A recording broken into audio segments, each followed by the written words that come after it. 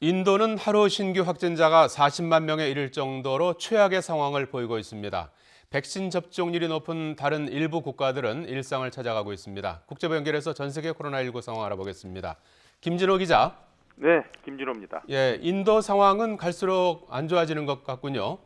네, 그렇습니다. 연일 신규 확진자 수 최고치를 경신하고 있는 인도는 급기야 일일 확진자가 세계 처음으로 40만 명을 넘어섰습니다. 지난 2월 15일 인도의 신규 확진자 수가 9천 명대까지 떨어졌던 점을 고려하면 두 달 반 동안 무려 44배 늘어난 셈입니다. 이처럼 상황이 급격히 악화하자 미국은 4일부터 인도발 여행객의 입국을 제한하기로 했습니다.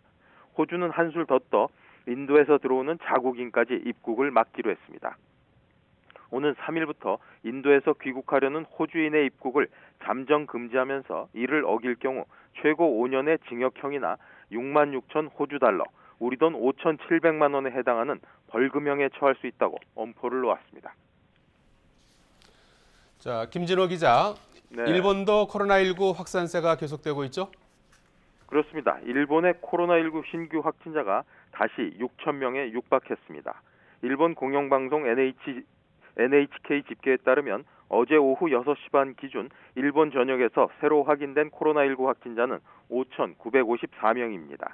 일본의 하루 코로나19 확진자는 지난달 29일 5,913명에서 30일 4,684명으로 감소했지만 하루 만에 크게 증가한 것입니다. 일본의 코로나19 누적 확진자는 59만 9,668명으로 늘었습니다. 자, 김진호 기자. 반대로 중국은 노동절 연휴가 시작됐는데요. 이 기간 동안 국내 여행객이 2억 명이 넘는 것으로 추산됐다고요?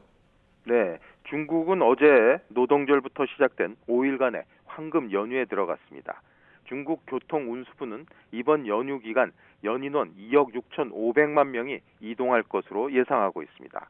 코로나19가 빠르게 확산하던 지난해 같은 기간보다 120%가량 늘어난 규모입니다. 관광지마다 인파와 정체로 몸살을 앓을 정도로 코로나19 이전 수준으로 회복됐습니다. 코로나19로 여행을 제한했던 중국 정부가 최근 규제를 완화하자 중국인들이 대거 국내 여행에 나선 것인데 코로나19와 사투를 벌이는 다른 나라들과 대조를 이루고 있습니다. 자, 김진호 기자. 백신 접종 비율이 유럽에서 최상위권인 헝가리. 일상을 회복하고 있다고 하죠? 네, 그렇습니다.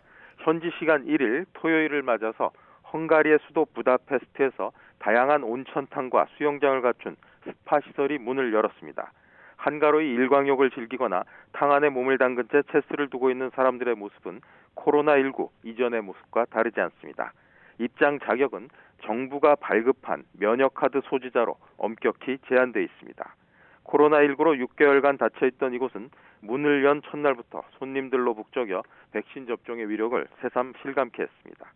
인구 960만 명인 헝가리의 백신 접종률은 약 40% 수준으로 유럽 국가 가운데 유일하게 50%를 넘긴 영국에 이어 두 번째입니다.